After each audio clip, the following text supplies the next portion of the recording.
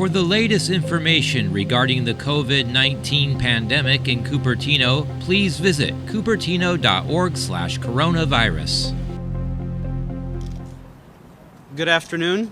My name is James Williams. I'm the County Counsel for the County of Santa Clara. Joining me this afternoon, we have Dr. Sara Cody, our Health Officer and Director of the Public Health Department, and Supervisor Cindy Chavez, President of the Board of Supervisors.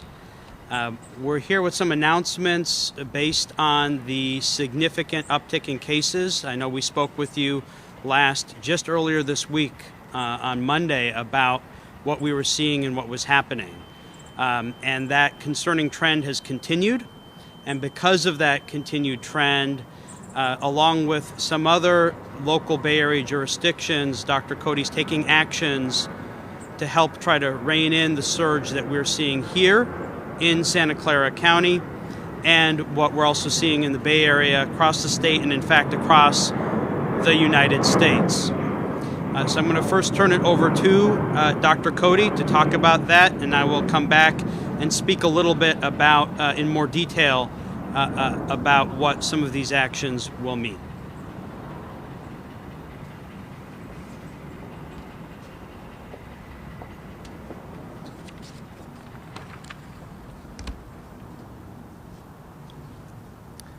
Thank you all again for being here for the second time this week. Today I am here, unfortunately, to announce some more sobering news and the actions that we will be taking as a result. First, sort of to explain to you all why we're taking the actions we will be taking, I want to show you again what's happened to our epidemic curve, even since we were here today, Monday. Before I go over these details, I want to say that these trends that we are seeing here in our county are also being seen across the San Francisco Bay Area region, as well as in many parts of our state and our nation. And as we are here today in the middle of November, looking forward to Thanksgiving holiday and other holidays, it is absolutely imperative that we take action now, each and every one of us, in order to get through this. So a little bit about what we're seeing. Here I want to draw your attention again to the far left side. This is our local epidemic curve, what it looks like here in our county. And if you see that orange line, it's the 7-day rolling average of cases reported each day. And what I want you to note is how steep that curve is. It goes straight up. So after a slow drift up in the month of October, around November 3rd or 4th, it started to head straight up. It's the steepness of that curve that concerns all of us and that requires that we act swiftly. As of today, we had an additional 362 new cases reported just today. Our hospitals have 110 COVID patients being cared for. That's an increase from an average of 80 patients that we were seeing just in October. So hospitalizations are rising as well. So today I am announcing, along with colleagues in most of the large Bay Area counties, that similar to San Francisco, we will be closing indoor dining. We anticipate that as of Tuesday, the state will be assigning us to the red tier. We will be making those red tier closures effective on Tuesday. Unfortunately, I think our trends are not headed in a favorable direction for us. And similar to in March, when we had a rapid increase in cases, we may be needing to take additional restrictions quickly. We are watching our data extraordinarily carefully. We are working closely with our colleagues across the Bay Area, and to the greatest extent we can, we are acting together for the benefit of the public.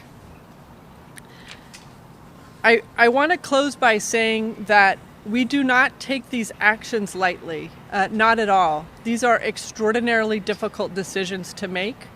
However, our first priority is always to protect the public's health, and the way that we do that is by preventing spread of this virus.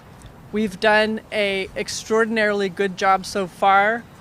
We need everyone to stay patient, to hang in there with us, and to do everything they can.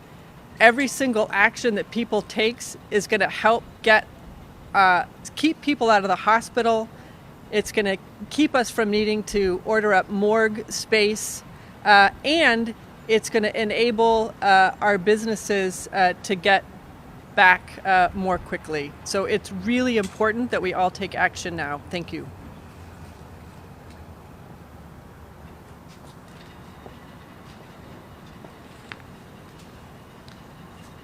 I'm going to just take a minute or two to elaborate on what specifically will be occurring effective Tuesday. As Dr. Cody mentioned, in Santa Clara County, indoor dining will be closed effective Tuesday. In addition, we'll be moving into the red tier restrictions. The state allows 72 hours for those to take effect, but we're moving up the implementation of those so that the red tier implementation will also occur on Tuesday. What does that mean?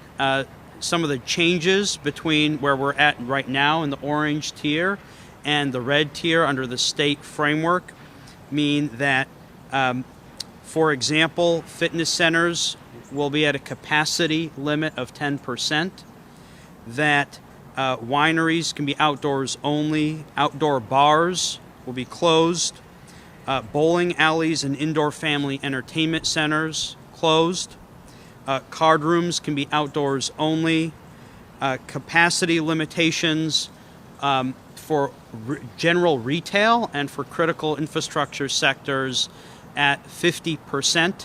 That's again all the state's criteria for the red tier, and those will be going into effect here in Santa Clara County on Tuesday.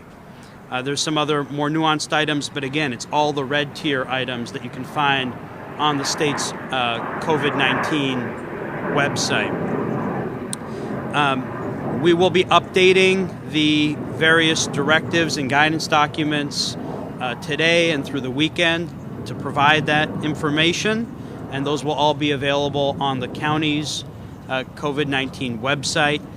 One of the reasons that we are acting swiftly is because one of the lessons that we have learned, and it was demonstrated to be true here locally in March as well as in July, and has demonstrated to be true across the country, is that actually acting quickly helps bring things under control faster, and that's generally true of something where you have an exponential growth curve like we see with this virus.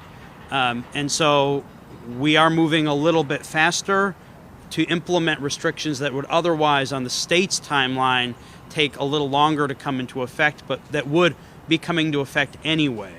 And by moving those extra days faster, we will be able to prevent some significant a number of serious illnesses, some deaths, but also try to help rein in the rate of spread in a way that helps us contain things sooner so that we can be at a more stable level.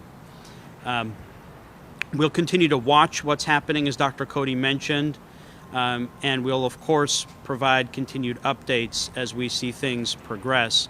But that rate of growth is something that's concerning all of us tremendously here locally and across the region.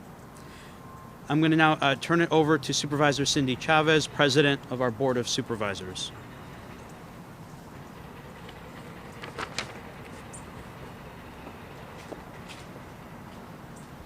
Thank you. I want to thank everyone very much for being here and apologize for all of the noise. Let me just make a couple of observations. One is that I think as a community, we tried really hard to fight this back. And I know the leaders in our EOC and the doctors across this county and so many of you have really been following every rule you can. And this is really bad news, and it's very hard to hear. But here's what we need. We're going to need everybody's help. These numbers are going in the wrong direction. And when I say numbers, I'm talking about people. We have more people in our community getting sick. We have more people in our community getting in the hospital. And we have more members of our community dying. What that means is that we've all got to dig in and really double down. And let me just say what I'm most concerned about, and I'm saying this to all of you because we really need your help.